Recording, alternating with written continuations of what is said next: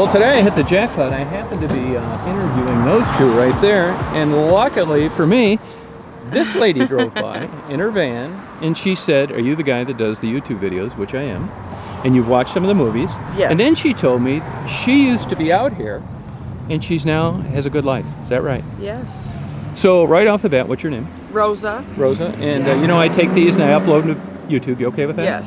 Rosa, so you were out here how long ago? I was out here about 5 years ago. Okay. Was the last time I worked these streets. And how did you get out here? I got out here, I was born and raised actually in Southwest Detroit, and started off same pills, and got too expensive and started doing heroin. Now, how old are you? Right now I'm 32. So that was heroin like 5 years ago you started? No, I didn't start. I've been clean for 5 years. Oh man, oh I'm sorry. Yeah, I started doing heroin when I was about 24 years old. Gotcha. And so, was that the only drug you were using? No, I've done everything, anything and everything under the sun. Now, what type jobs have you had in the past? Legitimate jobs? Legitimate jobs, medical assisting. I've done a lot of customer service jobs. Okay. I've worked at Myers. I've done hair, McDonald's, a couple different doctor's offices, stuff like that. At the height of your addiction, you said you did other drugs, so that was heroin and what else? Heroin, crack, Xanax, but mainly heroin and crack. Would you consider Xanax the start of it all? No, I consider Vicodin. You do? The start of it all. You do? Yes. Do you think in any way that marijuana is a gateway drug? I used to think so, but now there's a lot of medical things that they've came up with that it does help, because for me, like I got my card to smoke marijuana. Okay. So when I was out here doing all these different drugs and everything, it was for, you know, to try to numb and self-medicate myself and everything. So, because all the prescriptions and stuff that the medications that doctors were giving me were like making me all zombied out and everything. And for all that, I might as well have been high, feeling good and looking all retarded. So that was my mind state, you know, at the time of my addiction. But I don't think marijuana is a gateway drug. I think that it could be, you know, in the wrong, if you don't teach your children, and I think that's the most important thing nowadays, because when I got exposed to drugs, I was like, woo, and wild out, you know, but my mom tried to shelter me from that. Gotcha. So I try to do the opposite. My oldest son in the car, he's 14 years old, so he's seen me in the worst of my worst addictions. He's seen me at the bottom of the bottom. And so I try to keep it 100% with him all the time. And he's at that age, I thought that by 14 he'd be running the street, probably in a gang or something. He's a 3.0 student, plays sports, doesn't want anything to do with drugs, stays home, plays on his video games. And that's all my kids. That's awesome. So I got, you're a good mother. you know, I definitely got blessed. And Hey man. Hi. They were taken from me. I got my kids, my oldest three, taken from me. Well, I gave them, I signed my rights away to them in the height of my addiction. And their grandmother passed away. So before she passed away, I was blessed to get pregnant again. And my son, now he's 4 years old, and that was my saving grace. Because when my oldest three were taken, that's when I started to fall into the heroin and all of that. So when I found out I was pregnant again, I finally had another reason to live. And, you know, and I didn't care to poison myself, kill myself, but when I got pregnant, it was a second chance.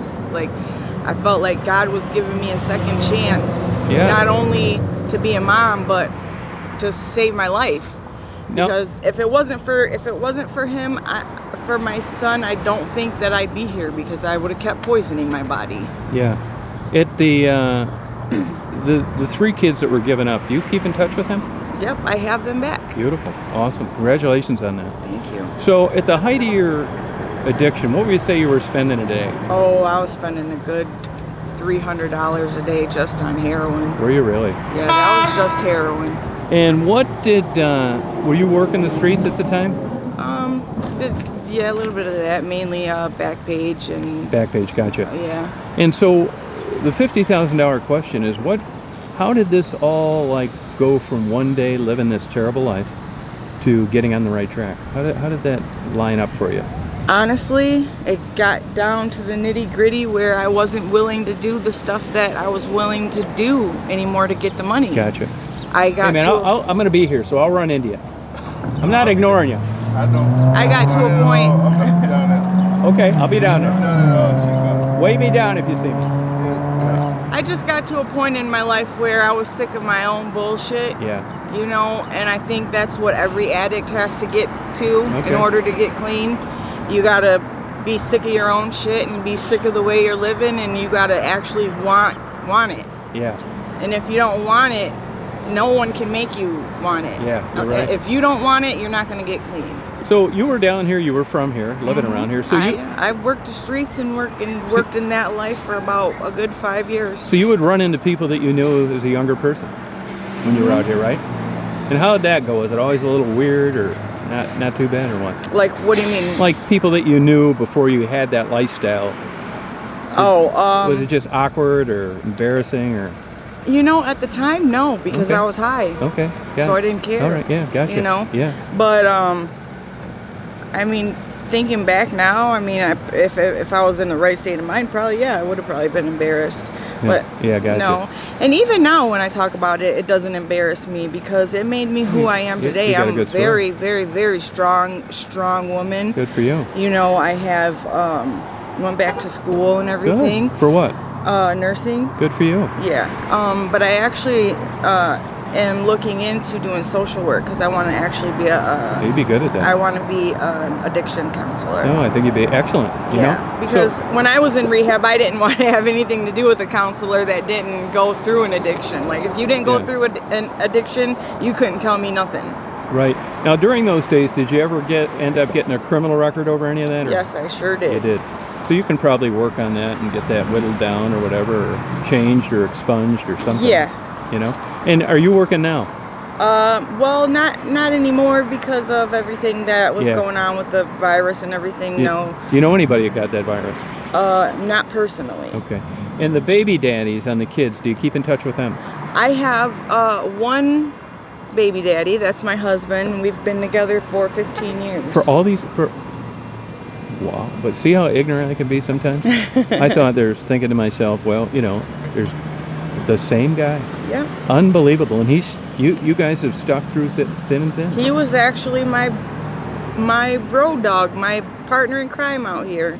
And you guys have a family and you're doing well. Yes. This is so unbelievably and it's great. That's why I wanted to like stop and let people know that a lot of people have this misunderstanding that 2 addicts can't be in a relationship together and stay together without getting high. Right. Well, that's not true. Now, you definitely have to have your own recovery. But he worked his recovery and I worked mine. Yeah, right. Yep. And we, you know, did our stuff separately and worked on each other. Now, it wasn't easy. It's still not easy. But we've came out of it. Yeah, good for you. Is hubby all done with drugs as well? Yeah. Good. Yep.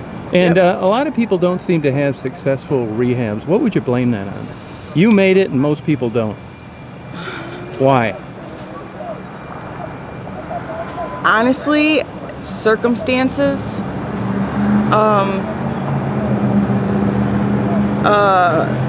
A lot of it is circumstances, because a lot of these women out here are homeless. You know, you go to rehab, you come back to the same shit. Gotcha. The dope man's right there. they're waiting for you when you get out of rehab to give you a free one, to get you right back, reel you right back in. Yeah. You know. But believe it or not, people watch these videos that are on the fence sometimes about living this kind of life. Any advice to someone that's on the edge and maybe trying to do this for a while and think they're going to get in and get out? Any advice to young people to avoid this? Oh, you're not going to get in and get out. You're definitely going to get in and get caught up in the lifestyle. Get in and get caught and get stuck. If not, if the drugs don't kill you, the lifestyle will, for sure. You're right. Favorite? And I've definitely been blessed by the grace of God to still be here. Favorite childhood memory? Favorite childhood memory, I would have to say going to the carnival with my mom and dad, and I have this memory of me and my sister, my little sister, were wearing these little matching outfits, and we got on them swings, you know, the swings that go up real high and swing, and I just remember feeling so free. Oh, yeah, it's cute. So that would be one of my favorite childhood memories. Favorite movie? Favorite movie, Losing Isaiah. Okay, great. Favorite book? Book? Lovely Bones. All right, good. Boy, you got all the answers. Well, you got any questions for me? Not really questions. I just want to like tell you that I respect what you do, and I like that you're out here and you treat us, because I'm still an addict, with respect and dignity. Because even though they're out here struggling like I was, we're still humans. Yeah. We're still human beings. We still have feelings at the end of the day, you know, and if you'd be surprised that one smile or one, you know, hey, how was your day?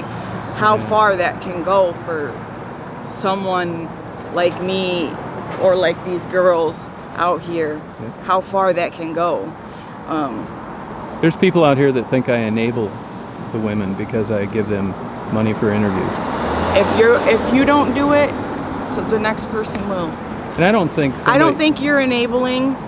I mean, they're doing a job pretty much, you know? Yeah. You're interviewing, it's a job. Yeah, yeah. Well, you got any questions for me? No, I don't have any questions. Hey, you made my day. I just wanted to shake your hand. No, this is so great, and you'll see your video up. Maybe not tonight because I'll be getting home. You know, I live a couple hundred miles away. Okay. But it'll be up tomorrow. Hey, this has made my day. You're one of the few examples. You've got a nice family. You're with the guy that you were with through all your bad days. You guys are doing well. No drug problems. So you're a perfect example of what I've been looking for. Thank you very much for stopping by. No problem. And you have a good day. You too.